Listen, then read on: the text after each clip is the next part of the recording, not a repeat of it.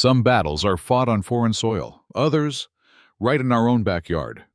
Colonel John Barrett, a man who spent decades fighting for his country, never expected that his greatest fight would come in the quiet town of Granite Falls. A simple mailbox, a symbol of sacrifice and brotherhood, became the battleground for a fight against corruption, power, and the destruction of something sacred. This is a story about standing up for what's right, even when the odds seem impossible. This is the story of how one man brought justice home. Colonel John Barrett had always believed in the quiet strength of a man's resolve. After 27 years of service in the U.S. Army Special Operations Command, his world had been shaped by constant action, by the high stakes of war and survival. He had seen things that no one should ever see: lost friends, comrades, brothers. When he retired, he sought solace in the simple life, far from the noise of military bases and war zones. He moved to Granite Falls, Colorado, a quiet, remote town where pine trees filled the horizon and peace was supposed to reign. In the midst of this tranquil landscape stood his new home, a modest ranch-style house, nestled in the corner of the valley.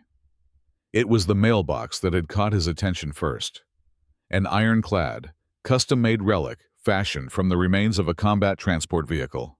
Engraved on the sides were the names of 3 men he had lost during his time in service: Adams, Rodriguez, and Chun. This wasn't just a mailbox. It was a tribute, a sacred object that represented sacrifice, memories, and brotherhood. It meant more to him than anything else in that quiet house. But peace, as it often does, didn't last long. The first blow came 3 days after Barrett had settled in. Margaret Winters, the newly elected president of the Homeowners Association, knocked on his door, clipboard in hand, her smile as rigid as her posture. "Colonel Barrett," she said, "I'm afraid your mailbox violates HOA regulations. It doesn't fit the visual uniformity of the neighborhood." Barrett, taken aback, looked at her. "This mailbox? It's not just a mailbox. It's a memorial to 3 men who died serving this country. I understand that." She cut him off, her tone sharp. "But your military service doesn't exempt you from the rules. We have guidelines for a reason." He thought for a moment. "I'll repaint it black if that helps." His voice was calm, measured. He only wanted peace. After all, she didn't even acknowledge the offer. "The rules are the rules. Colonel, I'll be issuing a fine." It started small, a $50 fine for visual inconsistency. But as the days passed, the fines grew. $100, then $250, each fine accompanied by a glossy brochure advertising Prestige Mailbox Co., the only approved vendor for mailboxes in the neighborhood. Something wasn't right. Barrett's military training had taught him to be suspicious, to dig deeper when things didn't add up. What he uncovered shocked him. Margaret Winters' husband, Richard, was the owner of Prestige Mailbox Co. Her brother owned the landscaping company, and her cousin ran the exterior repair business. The HOA had become a racket, a money-making scheme that forced families to adhere to strict rules, often for services provided by the Winters family's various businesses. Those who didn't comply, they faced escalating fines, liens on their property, and, eventually, the loss of their homes. Barrett wasn't about to back down. He gathered evidence of the corruption and presented it at the next HOA meeting. But Margaret wasn't having it. She immediately called for an executive session, shutting down the meeting before he could speak. The next morning, a new $500 legal contingency fee appeared in every mailbox, with a letter claiming it was to protect the HOA from legal costs. It was clear they were building a war chest to sue Barrett into submission. Then, the vandalism began. One cold morning, Barrett's security system pinged. He opened the footage and froze. Margaret, dressed in black, was standing by his memorial mailbox, holding a flamethrower. She laughed as the flames engulfed the steel, warping the metal and melting the names of his fallen comrades. Barrett's blood boiled. This wasn't just an act of vandalism, it was an attack on everything he stood for. The footage spread quickly, first to his old military unit, then across veteran networks, and finally, national media outlets picked it up. The destruction of a veteran's memorial was a powerful image. People rallied to Barrett's side, friends, former comrades. Even strangers who understood the significance of what had happened reached out. Some had connections in the press, some were attorneys, some were senators. And then, the cavalry arrived. Michael Chan, a former JAG officer who now practiced law, offered his help. Captain Rivera, now a producer for a national news outlet, agreed to cover the story.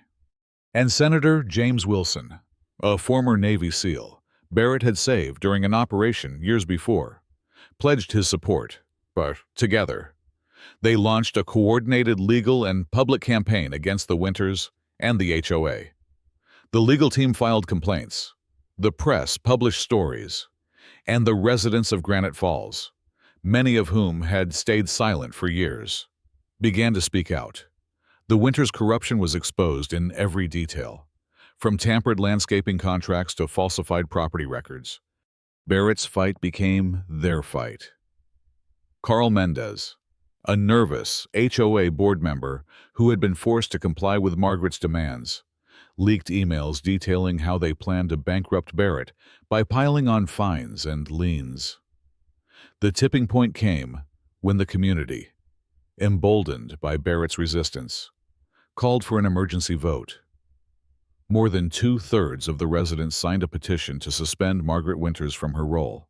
At the next HOA meeting, Barrett walked in with his allies by his side. The room was packed with veterans, retirees, and families who had endured Margaret's tyranny. The air was thick with anticipation. Margaret's face fell as the vote was announced. She and Richard were stripped of all HOA powers. The following weeks were a whirlwind. Prosecutors filed criminal charges against the Winters for reckless endangerment, destruction of a memorial, mail fraud, and conspiracy. Civil suits from 11 families followed, and the Winters' assets were frozen. They sold their house at a loss and fled to a gated community in Wyoming, their names forever tarnished. With the Winters gone, Granite Falls began to rebuild. The once uniform mailboxes became symbols of individuality. One mailbox was shaped like a fire truck, another like a violin. Barrett's original mailbox, or what remained of it, was reforged and placed in a public ceremony attended by over 200 people. A bronze plaque was installed beside it, inscribed with the words, "Defended at home, as they defended abroad," but the greatest honor came in the form of a letter. It was handwritten by the mother of Staff Sergeant Adams, one of the men whose name had been on the destroyed mailbox. She wrote, "You didn't just protect a mailbox. You protected his memory. You brought justice home." As Barrett stood in front of the crowd that day, the weight of the moment settled in. It wasn't just about a mailbox. It was about standing up for what was right, for the values that had always defined him as a soldier. And now, it was about protecting the memory of those who had given everything. The fight was over. And yet, the echoes of it would stay with the people of Granite Falls for years to come. The lesson was simple but profound: when you stand up for what is right, no matter the odds, justice will find a way.